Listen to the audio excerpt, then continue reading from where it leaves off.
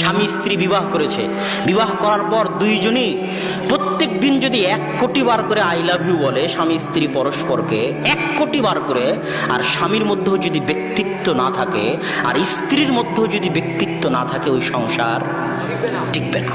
ব্যক্তিত্ব মানে আপনার চলা ফিরা, আদর্শ, আপনার সংস্কৃতি, আপনার আদব কায়দা, জ্ঞান গরিমা দেখে আপনার স্ত্রী আপনার কাছ থেকে শিখবে, আপনাকে সম্মান করবে। আর আপনার স্ত্রীর চলা ফিরা, আদর্শ, জ্ঞান গরিমা, ব্যক্তিত্ব দেখে আপনি আপনার স্ত্রীকে সম্মান করবেন। এই প্রভাব বিস্তার করতে পারা, মানুষকে প্রভাবিত করতে পারা, এটা প্রত্যেক মুসলিমের বৈশিষ্ট্য। আপনি যদি প্রভাব বিস্তারকারী পিতা না হতে পারেন, ব্যক্তিত্ববান পিতা না হতে পারেন, তাহলে আপনার সন্তানদেরকে আপনি নিয়ন্ত্রণে রাখতে পারবেন না।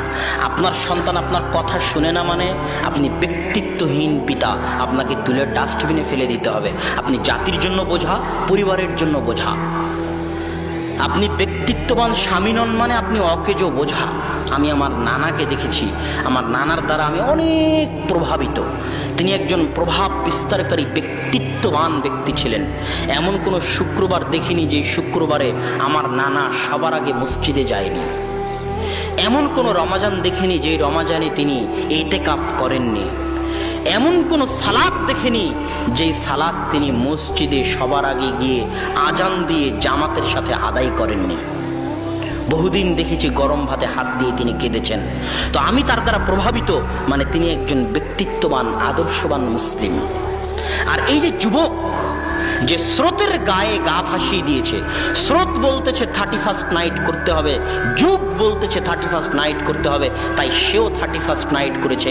তো ওই সমুদ্রে, নদীতে, আপনাদের এলাকায় নদী আছে না, ওই নদীতে পানা ভাসে না, খড়কুটো ভাসে না, ফেনা ভাসে না। ওই পানা, খড়কুটো, ফেনার যেমন কোনো মূল্য নাই, এই যুবকের তেমন কোনো মূল্য নাই।